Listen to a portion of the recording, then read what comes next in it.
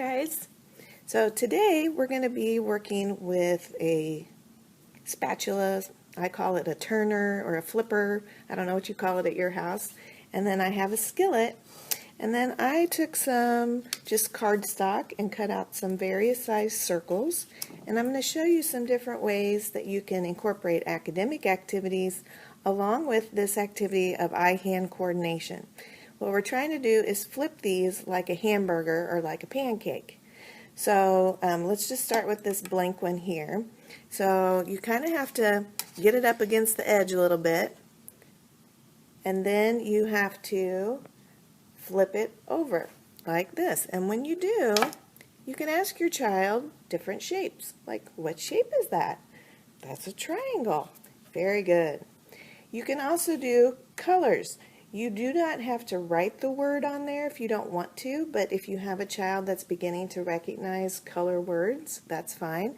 You could just have a practice flipping over the pancake to see what color it is. And as you can see, sometimes it's a little tricky to get this where you want it.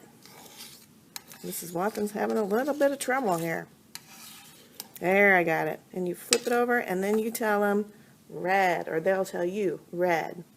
Another thing is this one here. You can see uppercase letters and lowercase letters, the same letter.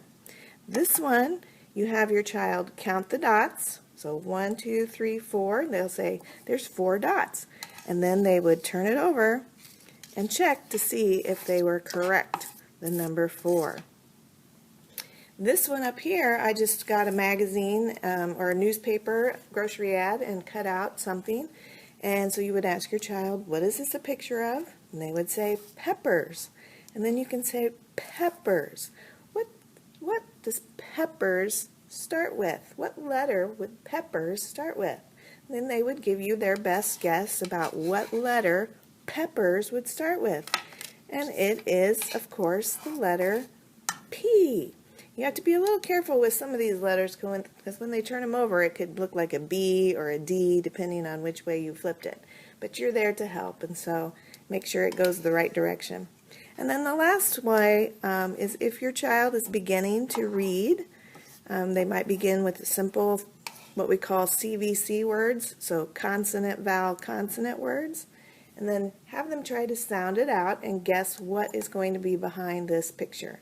And so if they guessed ham, then they would flip this big pancake over and they would see a picture of ham. So that's just some way to do that. It is great bilateral motor activities because your one hand has to stabilize the skillet to some degree, and then it takes a little bit of effort sometimes to figure out how am I going to get this spatula under there, and then to coordinate flipping your hand over. So there's a lot of good skills, and don't expect perfection right away. And I don't know whether it's easier for your child to begin with bigger ones or smaller ones. You just kind of have to play around with that a little bit. And if you have to help them and show them, that's of course fine. You help them, show them to get it, how to problem solve, how to get it over to the edge and then flip it. Okay? So those are just a few activities that you can do with stuff just laying around your house. All right. Have a great day. Talk to you later.